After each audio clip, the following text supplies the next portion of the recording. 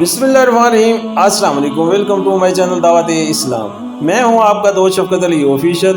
उम्मीद करता हूं कि आप सब लोग ईमान के आला दर्जे पे होंगे। सूरह यूसुफ की आयत नंबर 104 का तर्जुमा, हालांकि तुम इस खिदमत पर उनसे कोई उजरत भी नहीं मांगते हो, ये तो एक नसीहत है जो दुनिया वालों के लिए आम है।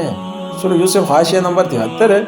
ऊपर की तनबीह के बाद ये दूसरी लतीफ़ तर तनबीह है जिसमें मलामत का पहलू कम और फरमाइश का पहलू ज़्यादा है। इस इरशाद मुबारका का खिताब भी बज़ैर नबी करीम सल्लल्लाहु अलैहि वसल्लम से है, मगर असल मुखातिब कुफार का मजमा है और इनको ये समझाना मकसूद है कि अल्लाह ताला के बंदो, ज़रा गौर तो करो, तुम्हारी ये हट धर्मी किस कदर बेजा है।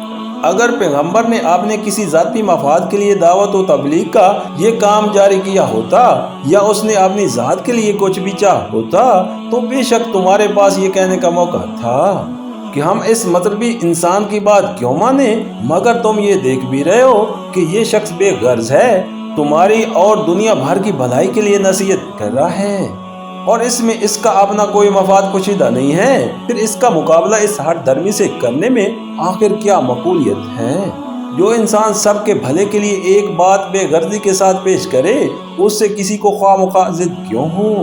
खुले दिल से उसकी बात सुनो, दिल को लगती हो तो मानो, ना लगती हो तो ना मानो।